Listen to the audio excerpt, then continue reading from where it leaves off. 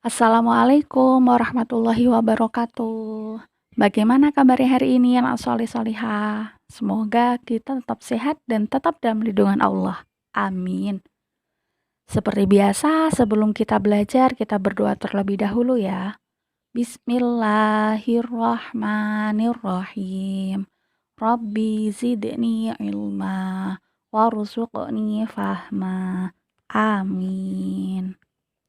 Oke, pada hari ini kita akan belajar akidah akhlak. Kita masih di pelajaran kelima, yaitu akhlak tercela. Pekan kemarin kita sudah mempelajari akhlak tercela, yaitu sombong atau tinggi hati, yang artinya merasa bahwa dirinya lebih baik daripada yang lain. Nah, hari ini kita akan belajar akhlak tercela dari kisah sahabat Rasulullah yang bernama Alqomah. Silakan disimak kisah berikut ini. Dahulu, Alqomah adalah seorang sahabat Nabi Muhammad SAW yang sangat taat. Ia tak pernah lalaikan sholat fardu ataupun sunnah. Amalan puasa dan sedekah pun tak pernah terlewatkan. Namun saat naza di penghujung hayat, ia susah mengucapkan syahadat. Dikisahkan saat Alqomah sakit keras, istrinya mengirim utusan kepada Rasulullah SAW. Tujuannya memberi kabar bahwa suaminya sakit kritis dan sepertinya sedang menghadapi sakaratul maut. Begitu menerima kabar, Rasulullah SAW langsung mengutus Ammar, Bilal, dan Shuaib untuk menjenguk Alqomah dan mengajarinya mengucapkan kalimat tauhid, La ilaha illallah, tiada Tuhan selain Allah. Namun lisannya sahabat Alqomah keluh, tak kuasa mengucapkan kalimat tauhid. Sepertinya ada sesuatu yang aneh dan janggal. Akhirnya mereka kembali memberitahukan hal itu kepada Rasulullah SAW. Beliau bertanya, apakah di antara kedua orang tuanya masih ada yang hidup? Disampaikan kepadanya, ada wahai Rasul, ibunya, ia sudah sangat sepuh. Rasulullah SAW pun meminta, temuilah ibunya, sampaikan, jika engkau masih kuat, datanglah kepada Rasulullah. Jika tidak, diamlah di rumah dan Rasulullah yang akan menemuimu. Singkat cerita, utusan Rasulullah SAW pun bergegas menemuinya. Setiba di hadapan ibunda Alqomah, sang utusan menyampaikan pesan tadi. Biarlah aku sendiri yang menemui Nabi. Aku lebih berhak menemuinya, jawab ibunda Alqomah.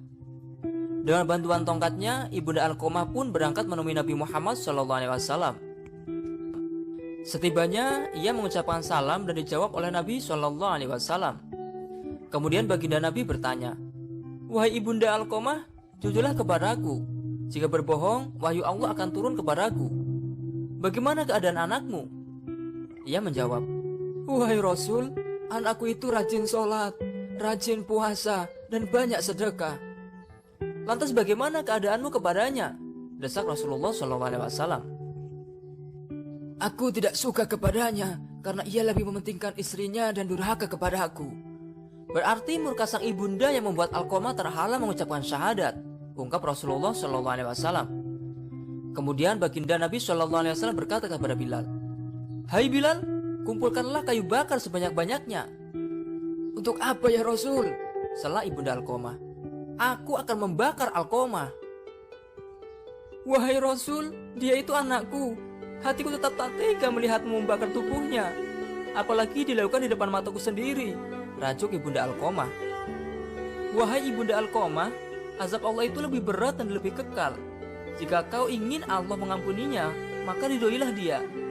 Demi zat yang menggenggam jiwaku, sholat, puasa, dan sedekah Alqomah tidak ada manfaatnya selama engkau masih murka kepadanya, kata Rasulullah SAW panjang lebar.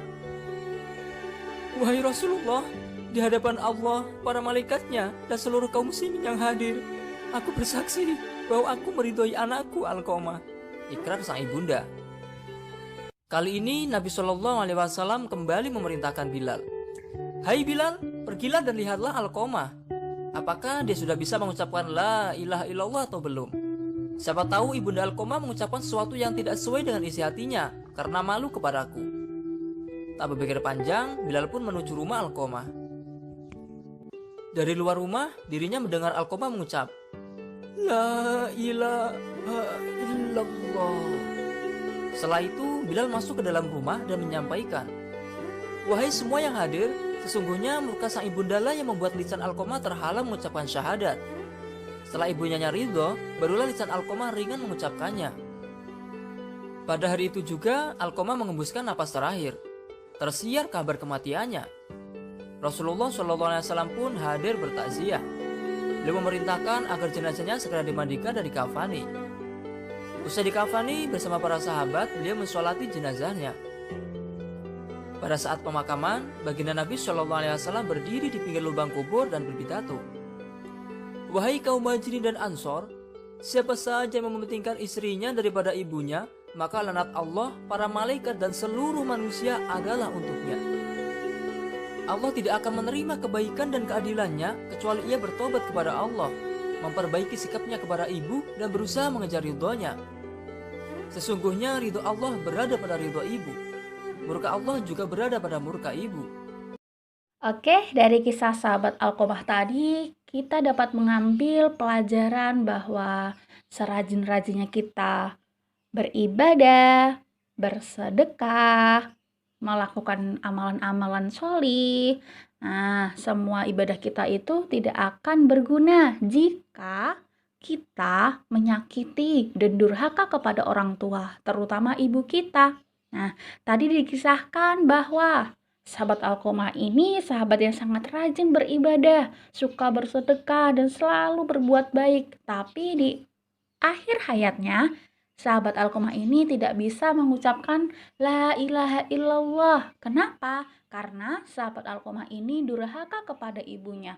Dia tidak pernah menjenguk ibunya sekalipun. Nah, akhirnya ibunya ini sakit hati.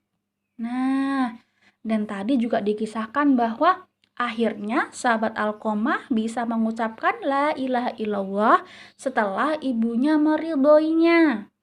Nah, karena ridha Allah tergantung pada ridha orang tua. Dan murka Allah tergantung pada murka orang tua. Nah, masih ingat ya di hadis 8? Radhiyallahi fi radhiyal walidaini wa sakhotullahi fi sakhotil walidaini. Jadi, kita harus berbakti kepada orang tua. Kita harus selalu patuh kepada orang tua dan selalu menyenangkan hati orang tua. Insya Allah nanti kita akan menjadi anak yang solih dan solihah. Dan ketika kita meninggal nanti, kita akan dimudahkan karena orang tua kita meridhoi.